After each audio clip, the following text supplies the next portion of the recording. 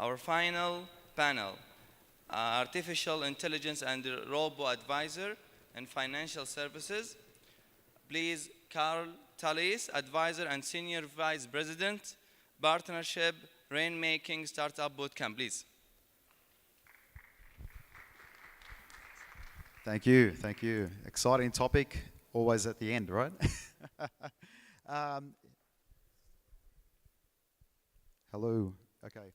So I just want to introduce the topic and the panelists. First and foremost, all the panelists, if you want to come up on stage first and foremost, just grab a seat. So artificial intelligence and robo-advisors in financial services is the topic.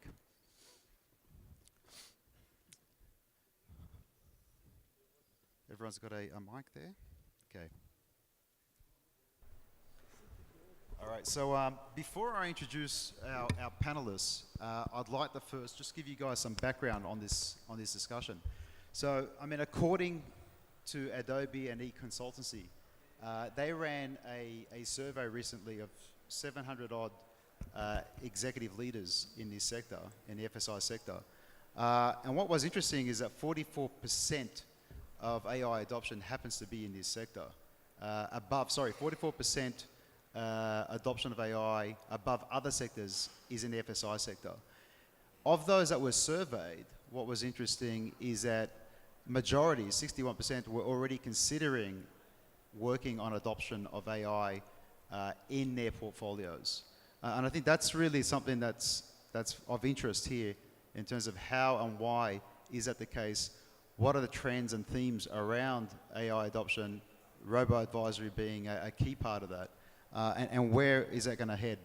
And if you want to think about artificial intelligence, first and foremost, improvement of customer service, personalization is a big thing.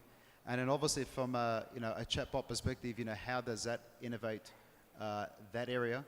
And then from a robo-advisory perspective and wealth management perspective, what role are they playing, the likes of having not only access to big data, but also how do you manipulate that data, which is personalized and then helps you take the stress out of wealth management. So not to steal the thunder, I think first and foremost, let's introduce our esteemed panelists, 3 technology leaders in the field in this region, and I think they're going to end up being global leaders from that perspective.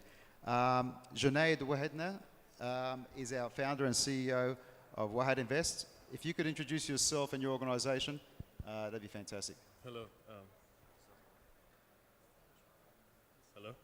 Hello. Might need a new mic. Hello. Yeah, I think this works. Okay. So, yeah, my name's Junaid Wahidna. I have a background in mainly quants and math. So my master's degree is in financial engineering and stochastic mathematics from Columbia. Very into AI. The whole department's actually known for it. We set up a robo-advisory entity called Wahid Invest, which is automated investing for the retail masses, but it's also Sharia compliant. So it's for practicing Muslims who want to stay away from riba and anything unethical, who don't have millions of dollars, right? So if you don't have millions of dollars, where are you going to go? If you have 10,000, 20,000. So we try to make it very, very accessible, transparent, and efficient using technology. So that's my background. We set up Wahid in America, got SEC regulated, and we're moving east. So now we launched in the UK, FCA authorized, soon to be in Saudi, UAE, India. We're authorized in India now, CIS. Basically, we're trying to go global. Awesome. And yeah, that's it for me. Great. Powell Stefanski is the FSI leader for IBM in the Middle East and Africa region. If you can yes. give us an introduction. Let me try. I think it works now, yeah? So, yeah. Okay, great to have you all in this last panel of the day. Obviously, IBM is closely associated with another brand name related to AI, which is Watson. Watson these days is basically a collection of tools and APIs, application programming interfaces, that we provide to developers, to startups, as well as mature companies to use and embed artificial intelligence into their applications and solutions. So that's the perspective I will be taking. Another one that we are developing right now is a collection of industry-specific platforms for different industries. We launched the open banking platform at Cybos recently, and that again is a part of our approach to the market. We believe that established institutions, JP Morgan, Chases of the world, have a big role to play in that investment advisory, robo-advisory area, just as well as in all other financial areas, and they will be using these platforms and APIs to provide those services. So I'll speak from that perspective later. Fantastic. And Sama Obeidet, I hope I pronounced that right, is the CEO of Stallion.ai, obviously at the heart of all this. Go for it. Do you hear me? Yep, we can hear you. Yeah, do you hear me, guys? So my name is Samar Bidat. I'm the managing director of Stallion Artificial Intelligence, Stallion AI. We are a group of PhDs, machine learning scientists, data scientists, and with a recent branch in Dubai, we have also an R&D lab in North America. We are offering basically artificial intelligence solutions and products and services across different industries to private and public sector. I'm also the CEO of Investify, which is MENA's first AI-driven investment management company. We have developed during the last couple of years a deep learning technology that manages investment portfolios to basically deliver higher risk-adjusted returns than traditional asset managers. And we're going to talk more about this basically. Awesome. Fantastic. And just a little bit of background on who I am.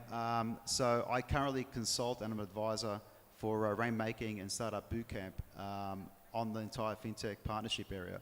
But I sit on the board of two other companies, Velocity Black out of London, which is a unique experience provider in the loyalty space, who also adopt AI as a core fundamental part of their solution. And Fly 365, which is working closely on that front, which is an online OTA. I previously headed up Visa's Innovation Strategic Partnership area on the digital partnerships, fintech and venture front for the CEMEA region. So I spent a lot of time with most of the big banks here and the regulators, but I think there's going to be a really dynamic discussion. So I guess just to kick it off, let's start with an understanding of what are those big trends and themes that you and your organizations are currently spending a lot of time thinking about in relation to AI for financial services and specifically around AI. So something I want to start off emphasizing is that AI doesn't really mean anything. There's no such thing as this is AI, this is not AI.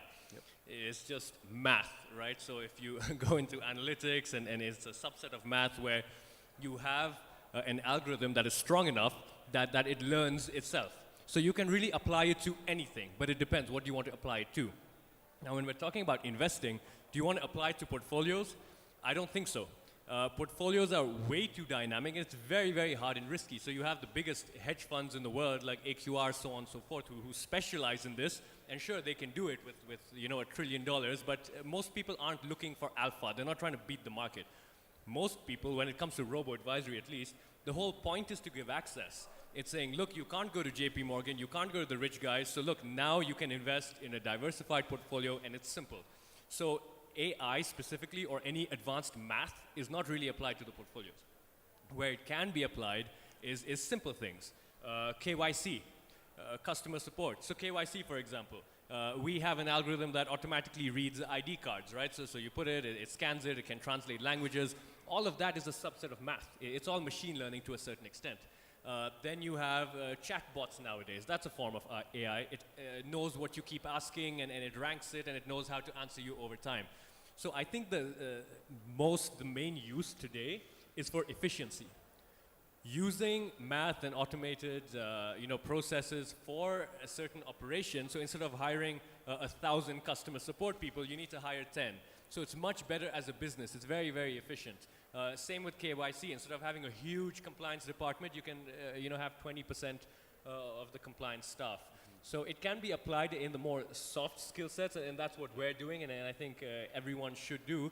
But in the portfolio piece, it's very volatile. So even if you see the companies that do apply AI and advanced math and these quant funds, you can say, they still do have an investment committee of quants, of specialists and PhDs who oversee it. It's not something you can just say, oh, I'll see it in 10 years. I wonder what the machine will do with the market. It's way too risky. No one does that. So for us at least, considering we aim in the Sharia compliant space, which is very nascent, there isn't much out there anyways. There's a handful of funds.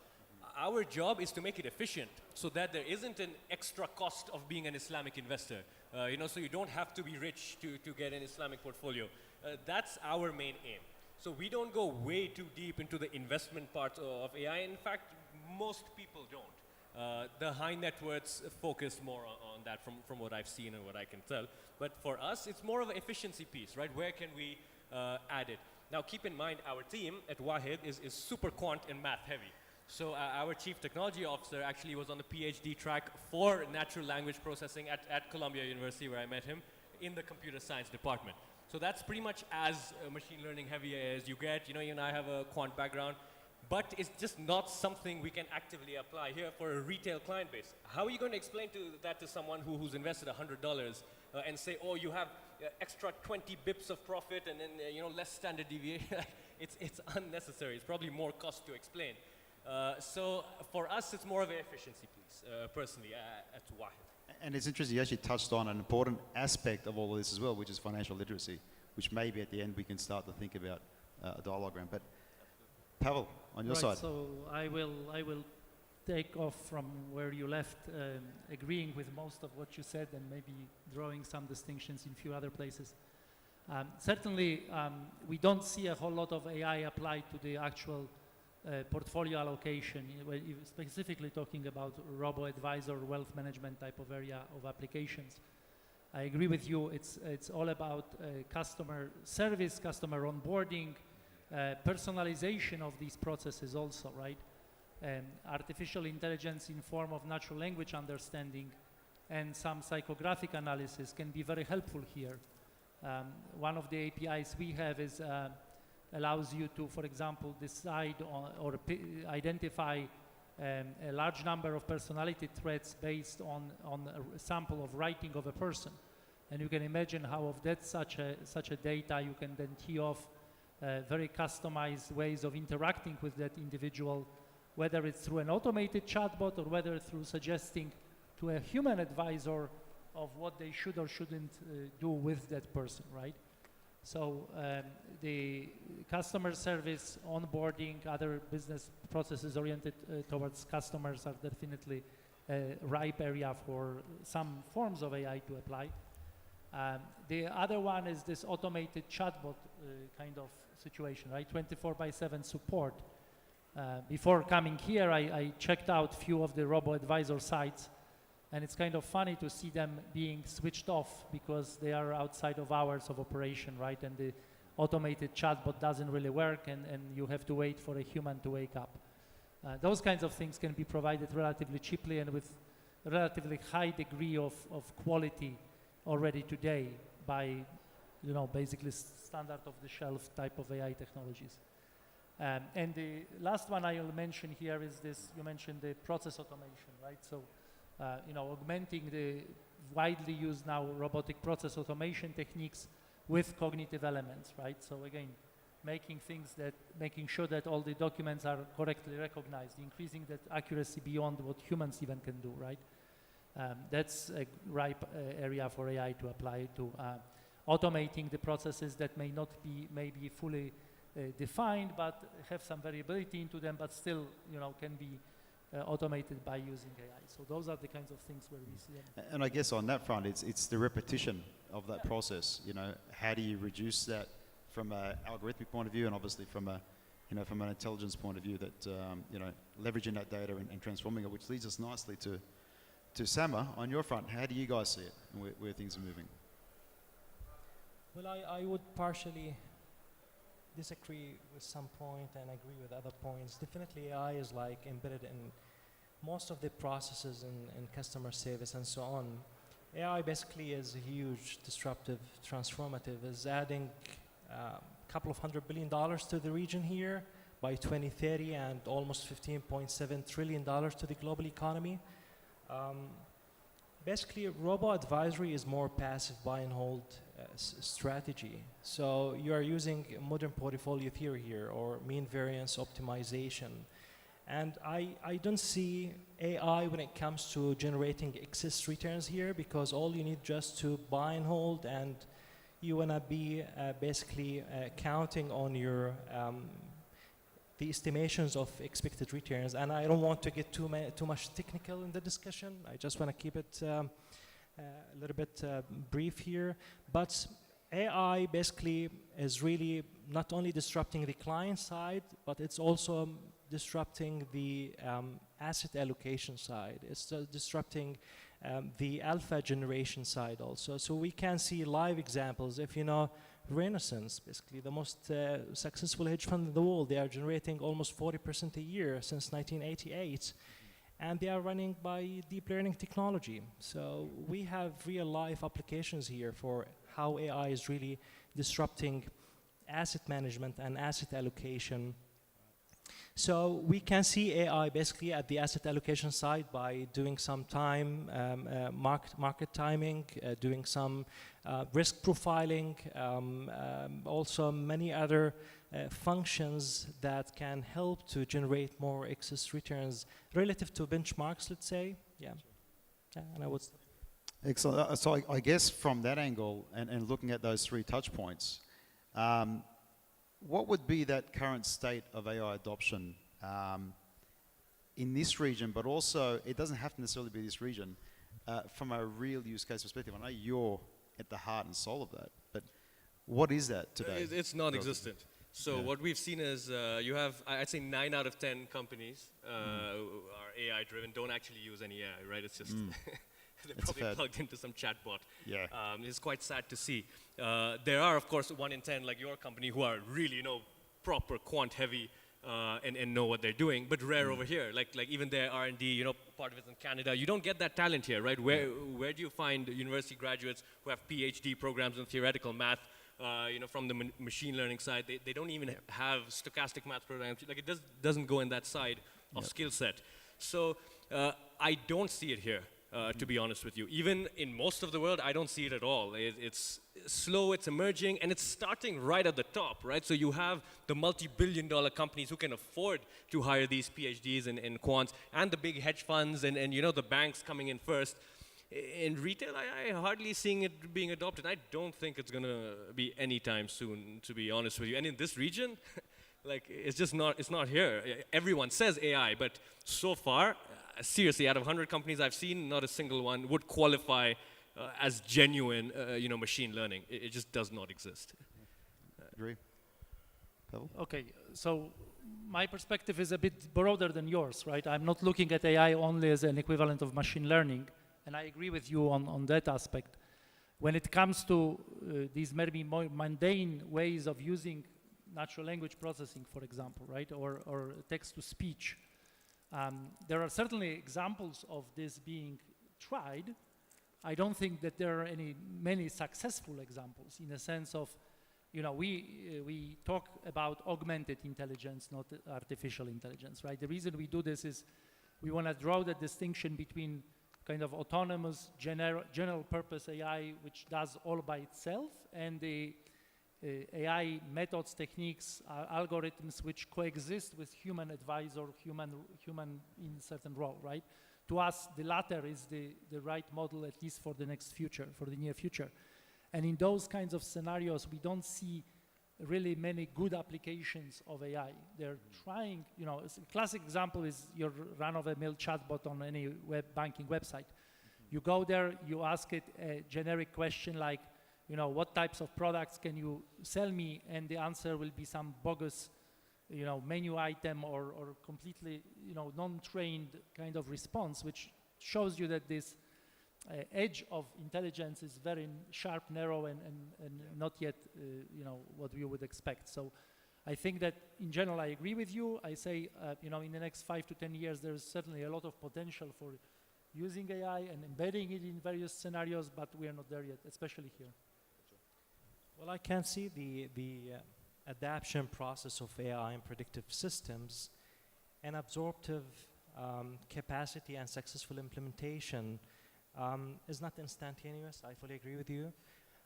It's not perfect also. There are as we discussed before the panel discussion, we have lack of knowledge, lack of talent, we have lack of expertise, and we need to bridge those gaps basically somehow. So, but there are some solutions here.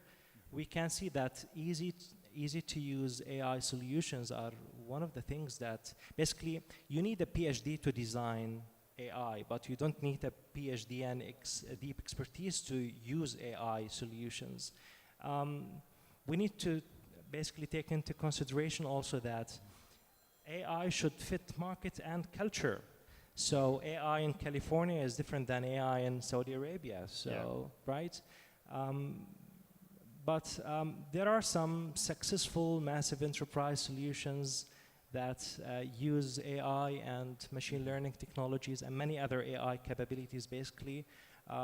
We were able to basically build AI into internal audits, into compliance AML, into investment management, into, I would not call them chatbots, I would call them virtual assistants. We do not develop basic chatbots. No. We work on multilingual, highly customized chatbot that use different languages, including Arabic language, that can handle 90% of client inquiries and basically replace the first line of customer support so that you can basically allocate those resources to a more innovative tasks, let's say.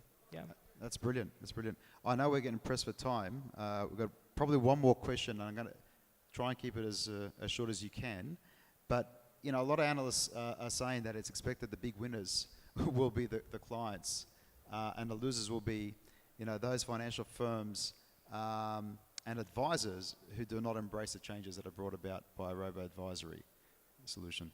Can you share one example in relation to your organization, how you guys are working with a client or partner to realize the benefits of AI from a wealth management perspective? I'd pick KYC, right? Onboarding a client, they have to submit their documents. I think at this point, 70 or 80% is completely automated. It reads everything, checks it, and we just have to oversee it, so you need one guy to do that. But in other companies, you need someone going through every single document. Okay, is the face the same? Is this a real national ID? You know, so on and so forth. 80% of cost savings is a huge amount, and that just gets better, right? As you learn, as you have more data, as you grow. I think for us personally, that's a huge expense. It's a lot of manpower, every single passport copy, every single address proof. So something as simple as that makes a world of a difference in scalability. You don't want to have a 1,000-person employee base. You want to be like Robinhood in the US, who has 200 people and have 4 million clients. Imagine that. Over here, if you had a bank with 4 million clients, you have 20,000 employees plus. So in today's day and age, you need automation to be scalable and efficient. And with efficiency, it's going to be very hard for people to compete if they have such high, fixed costs. So I would pick that. Excellent. So I have two kind of startup innovative companies that I want to mention here by name, right? That both happen to use Watson APIs. One is the Logic Value, a very kind of interesting, it's not robo-advisor purely, it's more of a company that helps investment advisors analyze performance of different financial instruments ranging from ETFs, pension funds to equities, and it is augmented with a cognitive interface called Julia that is able to handle over 900,000 questions with 85–90% accuracy. And another one is called Open Topic. They are basically providing a dynamically configurable service to banks to analyze unstructured data streams en masse at scale and in a very, again, user interface, natural language interface way, configuring these capabilities on the fly. So very, very interesting kind of service. Again, not something that you can do without AI. Exciting solutions there. Well, the investment management problem is multidimensional in its nature. There's a dynamic nature here in the market. So you have many factors. An investment advisor would not be able basically to handle all these factors in order to basically react to what's happening in the global markets. So having a deep learning technology that can handle basically this problem is a big competitive advantage basically to any company that have this or hold this capability.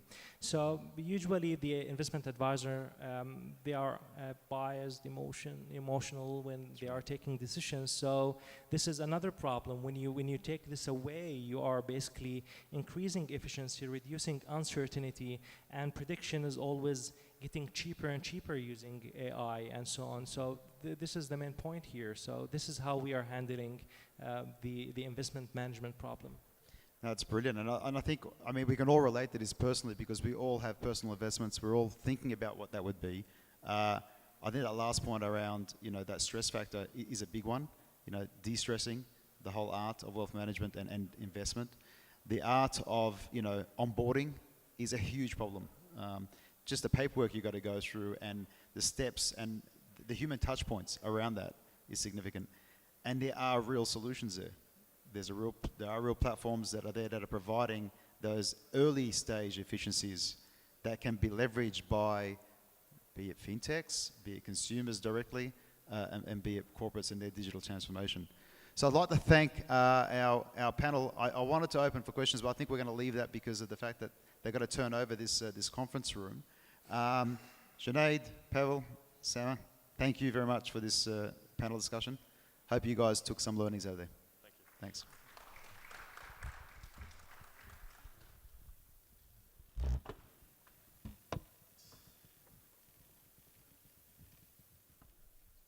Thank you so much, everyone, and inshallah we'll see you tomorrow. Thank you.